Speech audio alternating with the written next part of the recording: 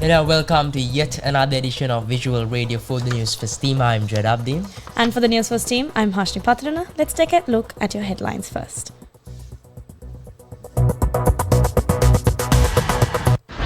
Newsfirst headline.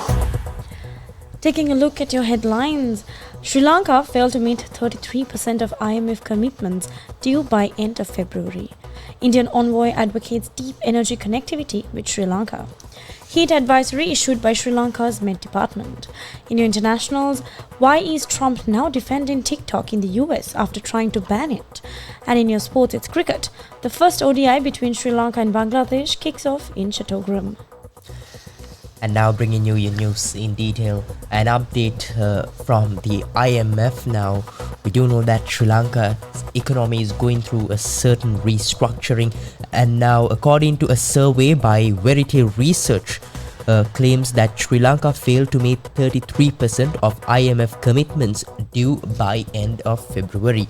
Now, Verity Research claims that Sri Lanka verifiably failed to meet 33% of the commitments due by end of February 2024 in its International Monetary Fund program.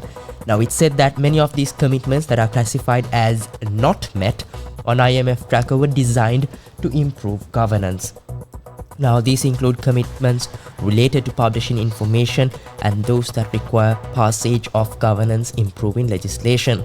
Now, Verity Research claims that the status of 36% of the commitments are classified as unknown, which means sufficient data was not made available to assess their progress.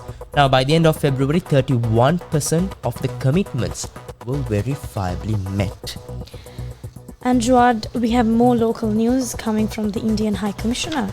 The Indian High Commissioner to Sri Lanka said that energy connectivity with India will prepare both South Asian countries for the future, with the island nation poised to be an energy exporter. We are now talking about a land bridge. What will it do? It will uplift the vast populations living along the alignment of the land bridge into prosperity and development that we have not really even imagined yet fully. We are looking at a deep energy connectivity between us, and sometimes there are people who would tell you that energy connectivity with India may not be that good, but actually we are conceiving it in a way that we are preparing both countries to be ready for the future. As you know, in India, we are building nodes of connectivity with our neighbors. We are connecting our grids to Nepal, Bhutan, Bangladesh. We are connecting our grids to the Middle East, to the countries like Saudi Arabia and the UAE. We are connecting our grids on the east with Singapore. And if we connect India and Sri Lanka with our electricity grids, the immense potential that Sri Lanka has, which cannot be utilized within Sri Lanka, can make it an energy exporter. It will bring additional revenue, and it will also reduce the cost of the energy, which is such a significant contributor to economic development. And if you have to have progress and prosperity, you need to generate that additional income, additional revenue that can propel you forward.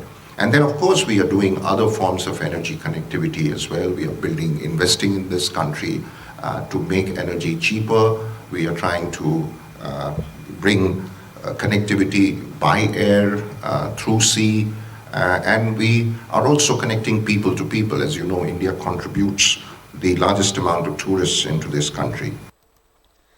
And bringing you more news from home. Now, in the recent past, we've had several advisories coming on the current weather in Sri Lanka with the extreme heat. And yet again, the Met Department issuing a heat advisory stated that the heat indexed or the heat felt by the human body is at a concerning level in some places in the western, Sabargamuwa, north, west and south provinces.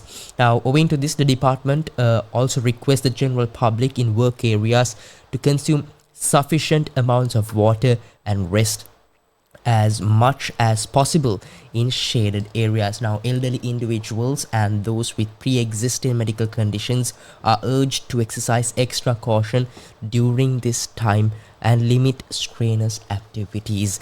Now, the announcement issued by the department also states that small children should not be kept inside vehicles alone. So that is your measures to be taken due to this prevailing heat in the country. As well, as we all know, prevention is always better than cure. And Hashin, I believe you have international news, which we'll get to in a little while as well.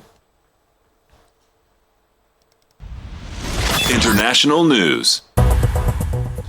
Yes, Juad, while there's a heat advisory issued by Met Department in Sri Lanka, let's take a look at what's happening internationally. Now, former United States President Donald Trump has mildly changed his tune on TikTok, the popular short video app that he once sought to ban over concerns about its Chinese ownership. Throughout his term in the White House and in the run-up to the 2024 US presidential election, the presumptive Republican nominee with a reputation for mercurial moves has repeatedly touted his toughness on Beijing, citing trade tariffs he pushed the US to impose on China that remain in place. And that's it for our international news. How about we take a look at our sports news, and Juad is up to give you an update on the current first ODI between Sri Lanka and Bangladesh. Sports news.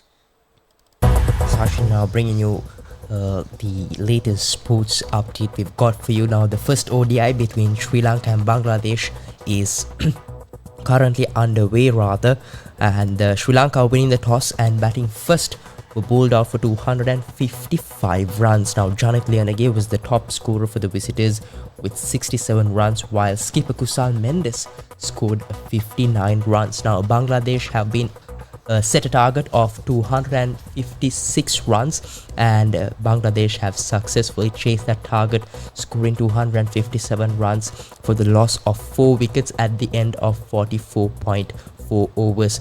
And Najmul Hossain Shanto for Bangladesh was the star batsman for them, was the pick of the batsman scoring 122 of 129 deliveries, and also Mushfiqur Rahim scoring 73 of 84. So Bangladesh gained that lead in the ODI series against Sri Lanka 1-0 for now. And with that, we wrap up this session of Yes 101's Visual Radio. For the Newsfirst team, I've been Chuad Abdin. And I'm Hashni Patirana. Thank you for watching.